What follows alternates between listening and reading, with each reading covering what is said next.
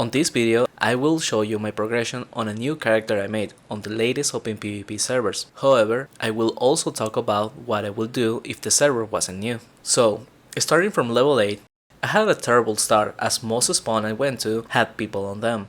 So I ended up trying a bunch of places, and that's the problem with new servers. In an old server, I recommend to go Swamp Trolls in Port Hope or Venor, as this is a very easy spawn to hunt without skills, and it will provide good money by selling the medicine pouch on the market. This will give more money than what you need to get your beginner equipment. Amazons and Valkyries are a decent alternative, but these tend to have people on them regardless of how old the server might be, as it is a common place to farm money for low levels due to the protected charms. Plus, these are harder to hunt with a freshly made character with no skills. Hunt these until around level 15 or 20 depending on your monetary needs. I will make a separate video that goes in depth on the equipment and weapons and I should aim for, so remember to subscribe for that video. But going back to a new server, in these cases it's more important to go spawns where you make loot bags or a decent amount of gold coins. Relying on market prices is not gonna help you.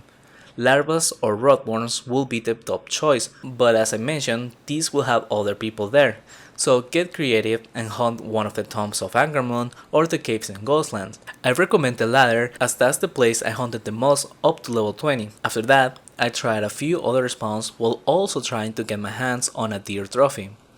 But in the end, I went back to the Ghostlands. This spawn is definitely underrated and the experience average at level 20 was of 80k an hour. From 30 to 40, I tried a bit of Cyclops, which is a common recommendation, but it was really bad. Without skills, you should stay away from monsters that give more than 150 experience per kill. However, if the server is old, a good way to get experience is to get Stealth Rings and go Edron Cyclopolis or the Tarantulas of Port Hope.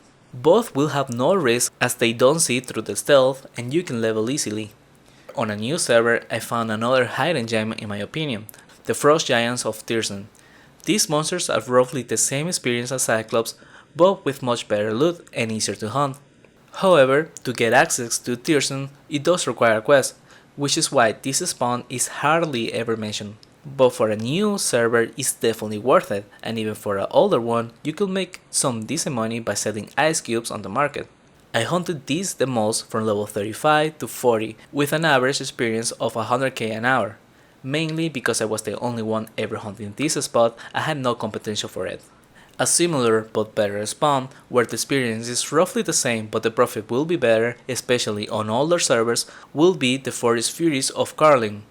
This spawn is located just outside of Carlin to the northeast of the city, and it will be a good profit if there is a market for elven hoofs, which are used for distant imbuement. However, on new servers that won't be the case and it will only be waste. From level 35 and forward, if you have the money, you can start hunting semi-AoE by getting both Exori and Exori Mask, for which I will recommend the Tomb of Edron and the Corins of Port Hope. Obviously, due to the lack of HP, you should not try to tank monsters, rather use your spell as efficient as possible and then kite until your cooldowns are back up. I have a video that covers in depth how and why you should kite, but I personally recommend to start hunting with AoEs at level 50, as you will get access to better potions and that will help you a lot more.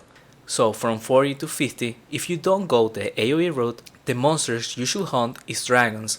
This might be the best option for both new servers and old ones. In the case of a new server, you might get more competition for the spawns, but it is still unlikely, and since there is plenty of dragon caves across Tibia, I think you should be able to find one empty. I will prioritize Vinor's Dragon Lair followed by Edron. Darasha is highly contested, so I wouldn't bother with it unless you're playing an old server, which then it can be your first choice. Make sure you grab an obsidian knife if you can afford one, as this will boost your profit in old servers. In new ones, it won't be worth the investment at such an early stage and instead focus on making loot bags of double axes and crossbows. But the money and the rares alone should be able to cover your supplies, which is why this is a great spawn to hunt.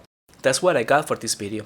Thank you for watching, and if you want to support the channel, consider donating Tibia coins to Cody Donation. It will be highly appreciated and used to create more content.